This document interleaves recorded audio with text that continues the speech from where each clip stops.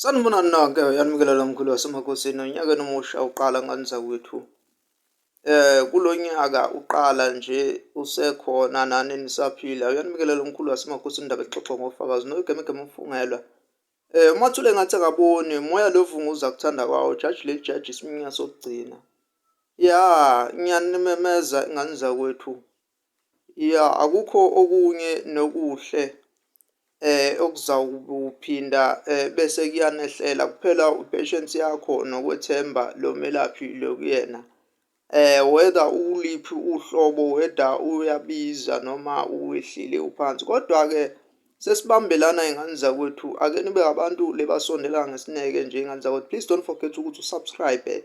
Wena ofikayo kule video kamkhulu wasemakosini indaba elixoxwa ngofakazi, sawukhuluma la kakhulu ngokuhlambulula imoya ngane zakwethu, sawukhuluma ngokuhlambulula imoya. Please make sure ukuthi you-subscribe, you press the notification bell yokuthi nawe waziseke ngazo zonke iy'khathi.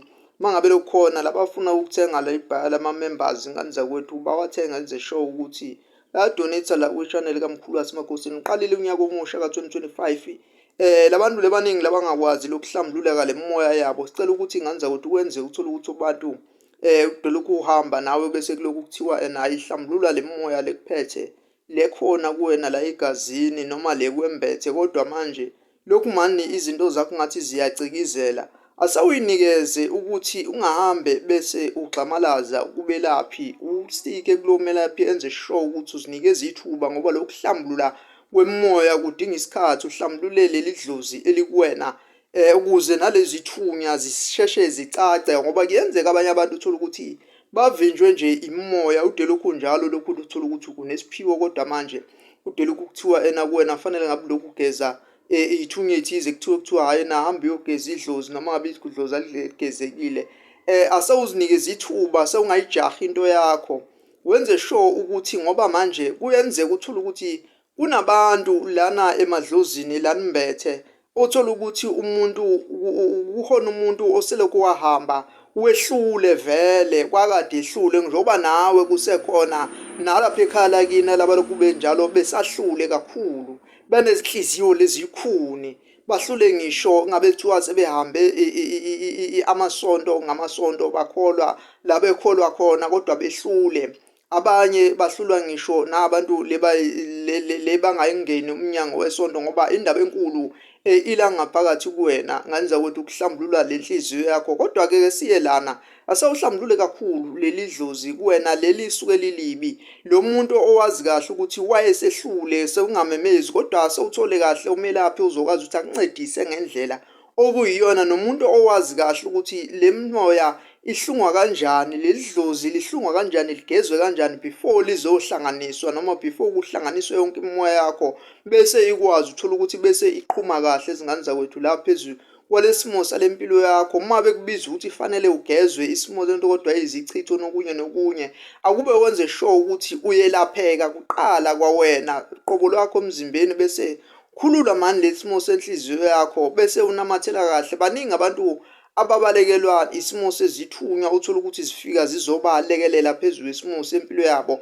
bese kuze kudikila ngisho isimo sedlozi. Ngane zakwethu ungalinge ngisho namanje uze u-entertain umuntu osuke eza vele kabi phezulu kwesimo sempilo yakho. Kunabantu lapha asebehambe bethola ukuthi behlule phezulu kwesimo sekhani basatheni yakhuza nani labo bantu bafana nedlozi elibi. Ngisho ukuthi umuntu usehambile ungaze uzulinge, ungagcina nje ngakho mhlasimbe lokuthi uhamba Nkosi yami uyawumengcwaba. Kodwa-ke sibambelana ingane zakwethu, bantu bakhona lengathi singahamba bese sisondela kakhulu labaseduzane kumkhulu wasemakosini, sikhulekisane kakhulu la kiwa khona phambili. Nawe ngihlezi uzothi nxa ukhuleka lekusizeni kwakho bese kuba khona okungikhanyiselayo nami phezulu isimo sesidala. Konke lokho ingane zakwethu sikucela kodwa kunina njengelambu nami engiliphiwe ukuthi ngizakwesiza abantu emhlabeni kulo 2025. Labantu labahamba phakathi la emnqamlezweni walapha kulesi sigodlo lesekuphumeni kwamaphuma ephethe. Kunjalo ingane zakwethu sicela nje lokubekezela nokubamba kakhulu ingane zakwethu, ungalindeli lemilingo kakhulu, wenze sure ukuthi uyavula kahle nalesimo lana lemqondweni yakho. Kodwa please make sure you don't entertain isitha esiza kabi. You don't entertain umuntu noma kuthiwa ungowakini ngokwegazi noma kuthiwa kanjani.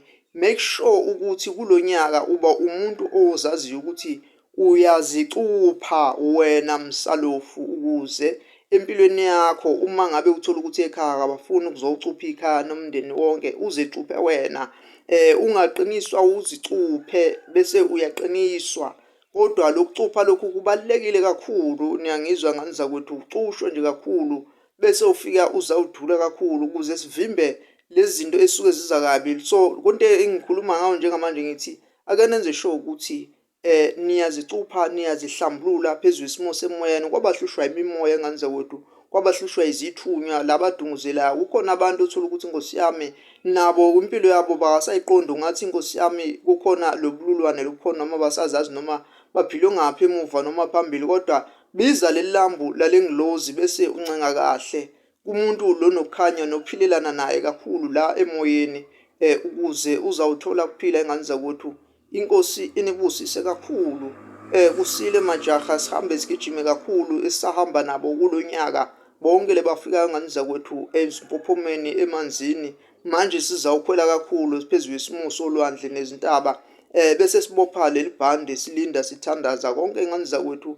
Okunye nokunye nisazoniphendula le mbuzo lokade ilokhu ikhona. Kukhona-ke oseke wangibuza ukuthi laphana kule mbuzo yena wathi ingane esuke kulesiya sihloko sasibhalwa ngabantu abasuke bembethe ithi umuntu ungane umuntu esuke izelwe mhlasimbe or 7 months isuke izalwe embethene. Cha, no, kusuke kungenjalo. Kusuke kuney'nkinga nje ezisuke zikhona ngane yakwethu, lezi ezisuke zifanele ngabe nazo ziyinkinga. Okunye kuthola ukuthi bekufuze ngabe aniziqaphelanga kodwa kwase uthola ukuthi nesidalwa siyamsindisa umntwana wakwazi ukuzaleka waphila kusasenjalo ngalezo zikhathi. Omunye kungathola ukuthi usuke naso isiphiwo kodwa uthola ukuthi ingane zakwethu ithongo elimphethe limphile naye ukukhanya lamphisa ukuthi naye abe umuntu ophilayo phezulu isimo sekhaya. Kuyenzeka naye abe isibane kodwa ingane esuke yezelwe imbethe iyabonakala ikhava ngendlela ethize noma into engathi iyivili noma lengathi iba umhlwehlwe phezulu isimo segazi nomzimba wakhe. Iyamkhava nje umzimba wonke. Angazi noma siyakubona kodwa uma uyulalela kahle noma uyilandela i-YouTube channel kaMkhulu waseMakhosini uzawuyazi le ndaba. Ingane zakwethu, hlambululani emoyeni, hlambulula amadlozi, wenze sure ukuthi uyabachitha. Hlambulule ngisho isimo seyikhwama ezikhona zeniphethe ninabantu enithola ukuthi ninobunyanga. Bunyanga kakhulu, fanele wazi ukuthi kuhlanjululwa kanjani le moya namadlozi enu. Ayihlanjululwe ngendlela okuyiyona. Ziphe isikhathi-ke ungabe umuntu ojahayo. Ayikho into elungayo nxa ngabe uzoyenza ugijima ngane zakwethu. Hambani kancane kuleli vangeli, hambani kancane ukuze nizowuthola impilo, nizuze okuyikhona khona lokuphila. So lokhu njalo sikhona njalo siyahlola online. No, iyagqilaza kakhulu, uphethe nje kakhulu lento esuke iwumnikelo wakhona ungene kakhulu bese siyakuhlolela kakhulu ngane zakwethu. Kulaba abakude kwabaseduze usondele nje esigodlweni kwamashu K684. Inamba kusase 0728871995. Ngane zakwethu ngithi asibe nani kube kuhle kube mhlophe. Ngiyathokoza ukunibona ngane zakwethu. Sibingelele phansi nje eSwatini, eMpumalanga, eNingizimu, eNyakatho, phansi kweGoli. Sibonga okuhle lapha phezulu asemaXhoseni ngane zakwethu. Umusa nothando nengilozi ezinhle. Okunye sisawugxila kakhulu kukhona kodwa ngizawuzwa kunina ukuthi nibuza nithini bese siyaphendula ngane zakwethu. Imibuzo ngombuzo bese ngiyaphendula nami ngenze ivideo ukuze nani nizohlala bese niyagculiseka. Ukubuza kwakho kuya kusiza ukuthola ukuthi kuphenduleke nabaningi mawuzobhala laphana kuma comments. Siyathokoza ngane zakwethu. Umkhulu waseMakhosini lo ndaba exoxa ngofakazi noyigamegama ufungelwa ijaji lejaji isiminya sokugcina. Ya sisekhona Makwande. Siyathokoza. Amen.